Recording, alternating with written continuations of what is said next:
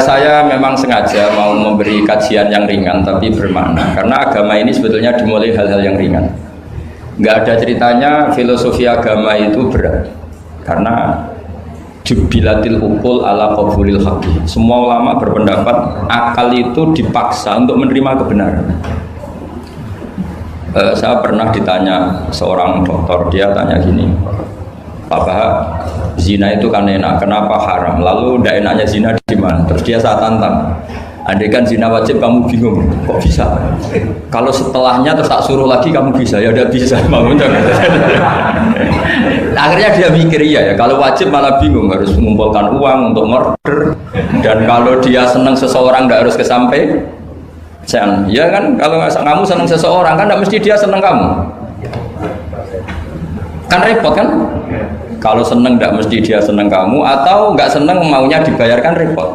Mendingan diharamkan terus tidak usah, kan enak malah. Tidur di kamar happy santai. Syukur-syukur itu terganti oleh sujud, oleh munajat, oleh kesenangan-kesenangan yang religi. Misalnya maling diharamkan ya enak. Kalau kita boleh maling malah digebuki orang malah repot. Barokahnya diharamkan tidak dapat pahala, tidak digebukin orang gitu. Sama, jadi perlu membuat argumentasi agama itu penting. Selama ini ada kesolehan-kesolehan amatir, itu yang sering saya kritik setiap saya ngaji itu kesolehan apa? Amatir. Misalnya gini, kadang-kadang orang kalau gini, Islam itu repot, mau kebar gak boleh, mau bebas gak boleh, andai kan boleh semua kan enak. Pertanyaannya adalah, ketika boleh semua, apakah lembaga maksiat ini tidak ada aturan? Kan tetap ada aturan, boleh pakai kalau bayar, itu aturan enggak? Aturan. Kalau yang cantik mahal kan aturan. Kalau apa khomer atau arak yang enak mahal kan aturan. Artinya gini, di tempat yang maksiat pun banyak apa? Aturan. Kenapa aturan di tempat maksiat kamu anggap kebebasan, sementara agama ngatur kamu anggap pengekangan? Ini namanya soleh amatir, apa? Soleh amatir itu yang latihan soleh. Tapi kalau solehnya sudah lama, kayak saya ini masuk soleh sudah lama, tidak tahu saya. Dari Gus Bak Syukur yang nggak seneng namanya akan komentari ujub, ya sudahlah itu biasa manusia seperti itu. Seperti sama merengut, yang senang akan bilang pemikir serius, yang nggak seneng kok merengut. Orang ita itu ya gitu, yang seneng bilang wah itu sibuk ngalor ngidul gitu. Yang nggak seneng kan bilang wah ita itu. Jadi itu kan nggak usah dipikir lah, komentar orang itu nggak usah dipikir. Jadi ini penting saya utarakan. Sehingga saya berpikir, terutama untuk zaman akhir. Saya ulang lagi, terutama untuk zaman akhir. Saya buktikan sekian ayat. Sebenarnya saya hafal Quran, tapi ini tak bawa Qurannya supaya nanti kamu bisa nyari ayatnya. Syukur-syukur kamu bisa nyanyi saya hafal Quran bagus ini. Kalau enggak ya kacau ya. Sekarang kan banyak orang bantah apa orang hafal Quran, dia sendiri nggak hafal. Saya sering di Jogja, saya mau tanya tafsir sama jenengan, karena tafsir Kemenak itu ada kesalahan sekian 2000 itu, tak tanya kamu hafal Quran enggak? Aduh repot ini kata saya. Ini kayak Tyson tinju sama Elias Pikal gitu. Kalau kelasnya nggak sama mati soalnya kan.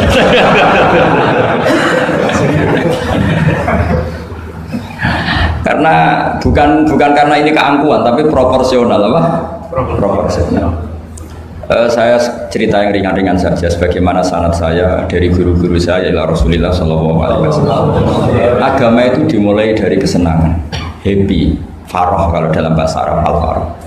Ayatnya jelas, kul bi fadlillah wa bi rahmatih fa bidzalika falyafrahu. Ingat Muhammad dengan fadl Allah, anugerah Allah dan rahmatnya, kemudian dengan itu kamu harus senang. Sehingga dengan senang kepada Allah dan Rasul itu nikmatnya Masya Allah. Andai kan senang itu bisa ditakar, orang yang sedang tahajud menangisi dosanya plus menangisi nasibnya kalau di perantauan ini. Itu senangnya sama orang yang sedang dugem itu mesti kalah, mesti senang yang sedang tahajud.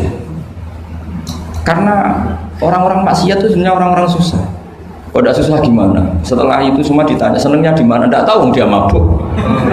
Sementara senang kamu ingat betul tadi malam saya nangisi dosa-dosa saya, nangisi nasib saya, kemudian tenang karena kembali ke Allah, kembali ke Rasul. Itu luar biasa senangnya. Tapi masalahnya sekarang ibadah itu kayak ancaman. Kalau ada pondok mewajibkan tahajud itu santrinya itu sudah mendelik dulu. Kalau di masjid-masjid gini itu kira-kira diwajibkan tahajud, orang juga protes. Ini aliran sesat, sunat kok diwajibkan. Jadi agama itu banyak keunikan, tapi yang jelas saya pastikan kamu harus senang. Kata Rasulullah SAW tadi, salasun mangkun nafihi wajata halawatal iman. Tiga hal ini, kalau tiga hal ini ada pada kamu, ada pada kita, pasti kita ini menemukan halawatal iman, manisnya iman. Yaitu satu, ayyakuna Allahu wa rasuluhu ahabba ilaihi mimma siwahuma. Bahwa Allah dan Rasul itu lebih Anda cintai ketimbang yang lain. Mencintai Allah itu nikmatnya Masya Allah. Caranya gimana supaya kita istiqomah ibadah? Anggap hidup kamu itu sehari. Saya ini di Jawa, celok besar, tapi punya uang 200.000 itu mirip banyak sekali. Bukan banyak, banyak sekali. Karena saya ngitung hidup itu per hari.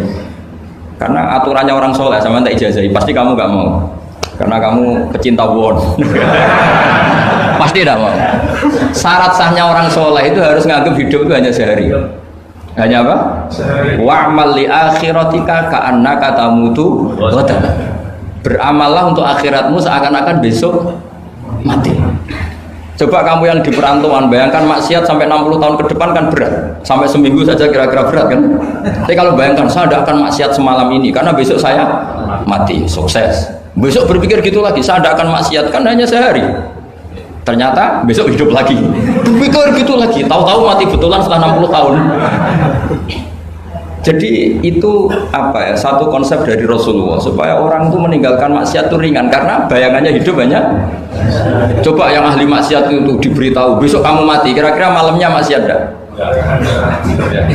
Kamu maksiat itu karena bayangkan hidup masih lama.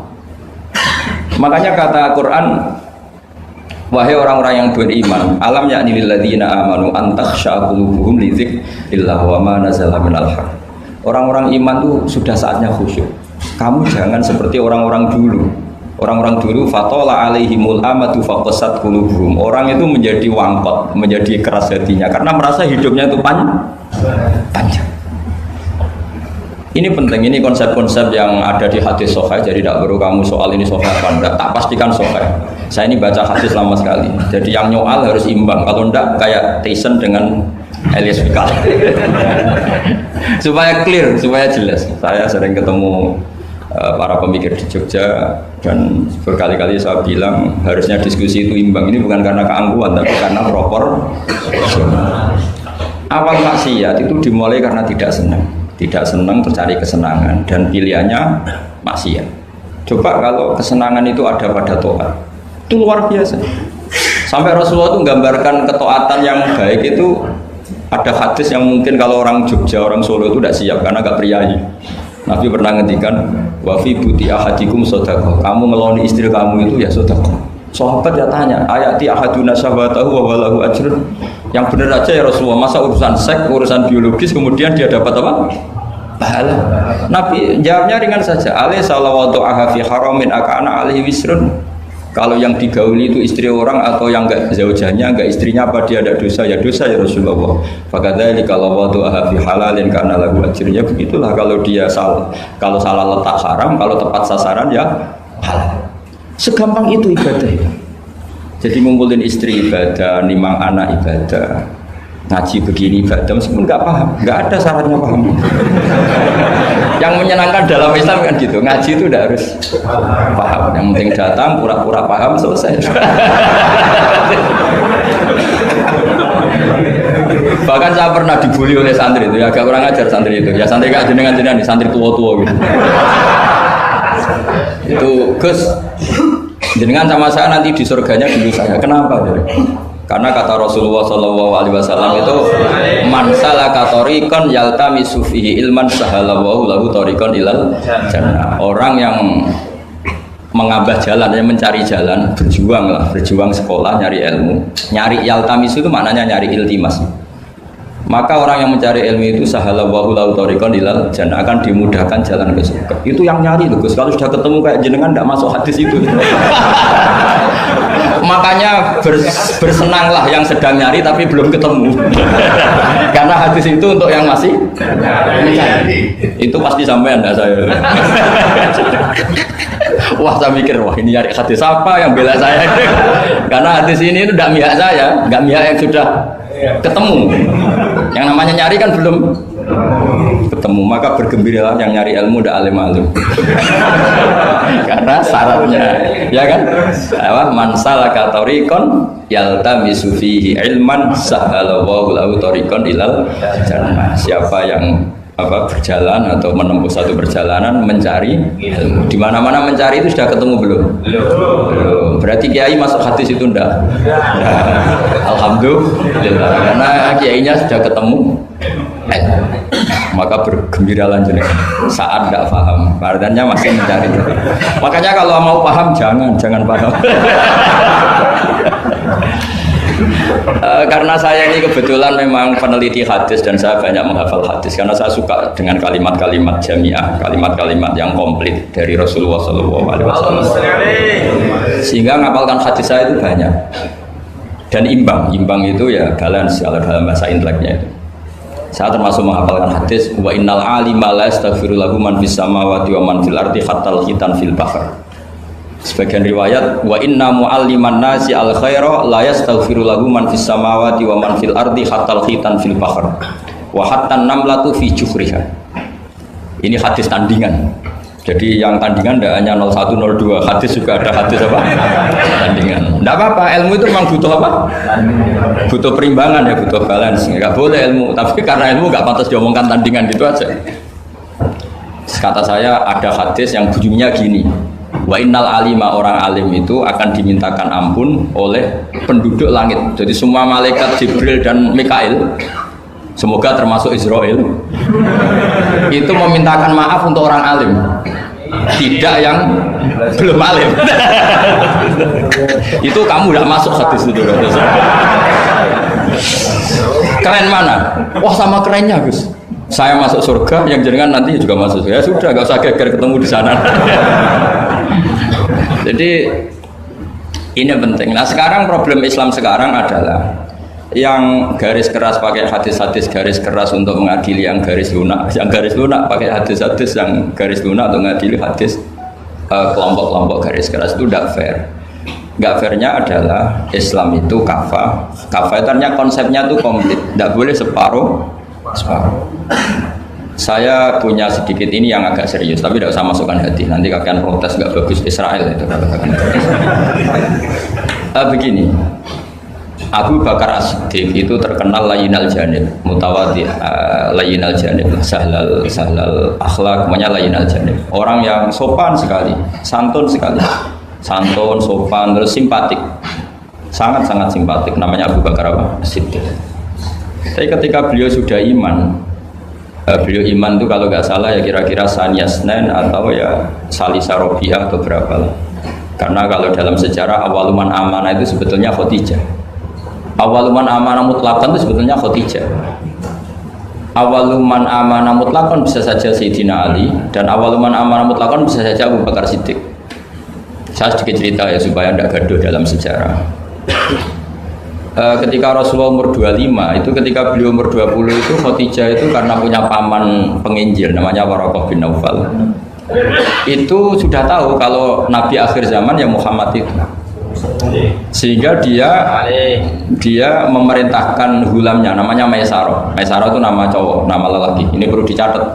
Nanti kalau kamu tahu Maisarah menemani Nabi dalam perjalanan, terus kamu tiruah cari Maisarah ya. Maisarah itu nama lelaki ya. Lihat, Maisarah itu nama. Orang Arab memang lucu. Biasa nama lelaki pakai tak muannas kalau dalam ini Mas Rois ini bahasa gontornya itu.